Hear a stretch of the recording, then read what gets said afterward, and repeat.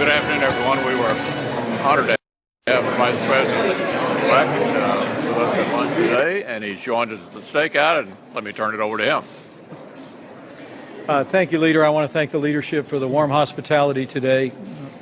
I had the privilege this morning of speaking to the House Republican Conference and the opportunity to meet with Senator Schumer in his chambers, and then the opportunity to speak to Senate Republicans today. It is 2017. We are back to work and just 16 days away from when we'll make America great again. The opportunity to be here with the leadership of the House and Senate and to talk about the priorities of the President-elect and to see the collaboration and the spirit that this leadership team has brought to moving the President's agenda forward is truly inspiring. The President-elect said many times on the campaign trail that he had a three-part agenda: jobs, jobs, jobs.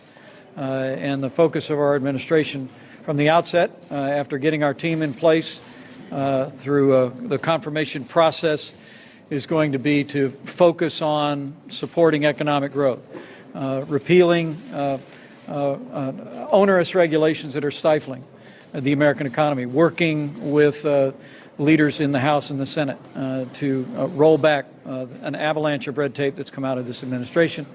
We'll be looking for opportunity before we get to the spring to pass the tax relief that the President-elect advocated for working families, small businesses, family farms, and really get this economy moving again. There'll be a focus on infrastructure, a focus on border security, immigration. There'll be a focus on military spending, rebuilding our military, and of course the President-elect will be naming his choice for the Supreme Court of the United States. But as I said today to members of the Senate, the first order of business is to repeal and replace Obamacare. Obamacare has failed, and the American people have sent a decisive message to Washington, D.C., that they want Obamacare to be repealed and replaced with health care reform that will lower the cost of health insurance without growing the size of government.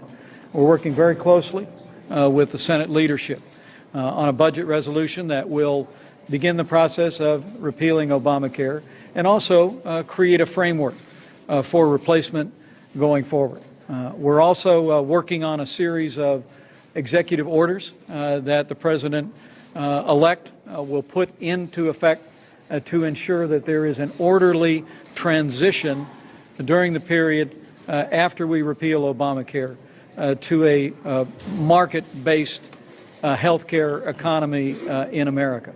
Look, Obamacare has failed. The promises of Obamacare have all been proven to be false. I was here in a different capacity in March of 2010 when we were told if you like your doctor, you can keep it. Not true. If you like your health insurance, you can keep it. Not true. We were told that the cost of health insurance would go down if Obamacare became law. Not true. Right now, the American people are laboring under extraordinary increases in premiums. The average deductible for a bronze policy today is $12,000. American families have seen an increase in premium of $5,000, and this year, the average premium increase on families has been 25%, over 100% in some American states. That all comes to an end when we set into motion the effort to repeal and replace Obamacare. And what I can assure you and the American people is that President-elect Donald Trump is a man of his word. He campaigned on a broad range of policies to make America great again, have America prospering again, standing tall in the world again, honoring our most cherished constitutional principles. But the first order of business today for the President-elect, and I'm grateful for the leaders of the House and the Senate, is to keep our word to the American people, to repeal and replace Obamacare with health care reforms that, again, will focus on lowering the cost of health insurance without growing the size of government. The policies will be developing in the months ahead, but President-elect has strongly supported efforts, popularly advanced in the Congress in years past, of health savings accounts, allowing Americans to purchase health insurance across state lines, association health plans. The architecture of the replacement of Obamacare will come together, as it should, through the legislative process in the weeks and months ahead. But the American people voted for change in November, and the President-elect and I, working with the leaders of the House and Senate, are determined to keep our promise to the American people, and that all begins with repealing and replacing the failed policy of Obamacare.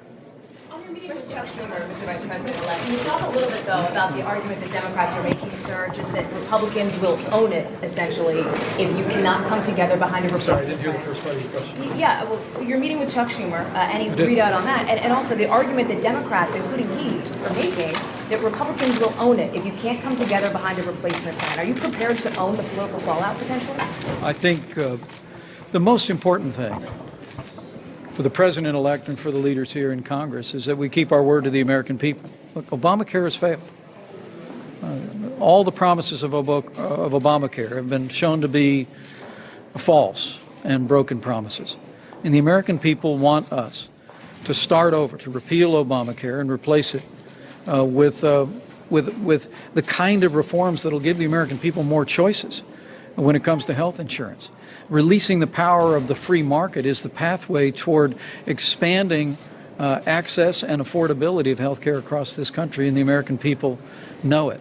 But the simple fact is the American people know who owns Obamacare.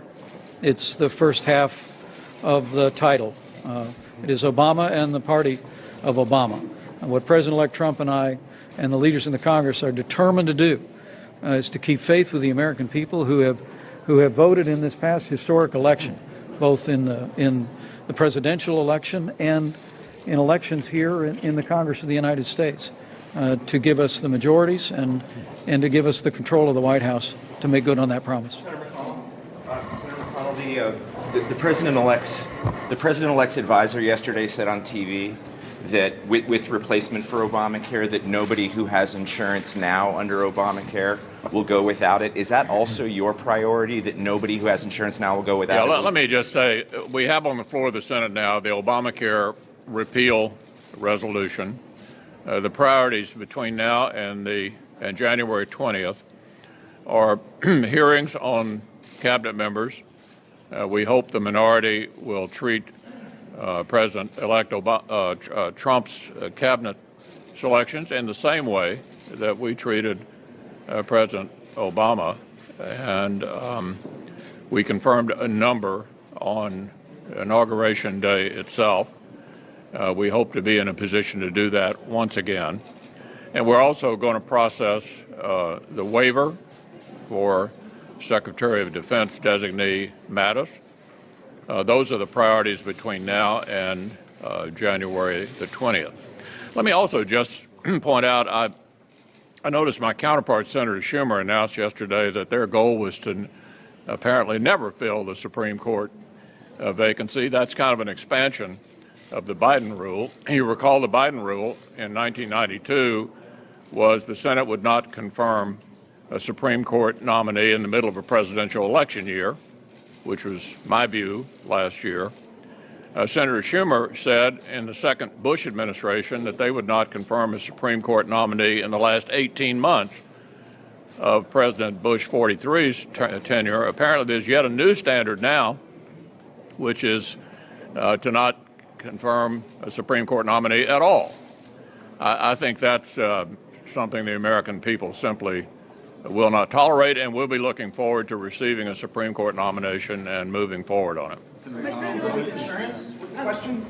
McConnell, on cabinet nominations, when do you intend to meet with Scott Pruitt, and are you comfortable with a slim majority confirmation if that comes to fruition? Yeah, I believe all of the president-elect's cabinet appointments will be confirmed. Sir, Mr. Vice President, is there concern that President-elect Trump will not have much of a team going in if they are not, if his nominees are not confirmed on or after, or just after Inauguration Day? Basically, we'll have half a cabinet. Well, I think it would be great if the Democrats would understand that, particularly with regard to the national security team, the Secretary of Defense, CIA, Homeland Security, it would make a lot of sense to have those folks in place on day one. And I hope we get to the point where that'll be possible.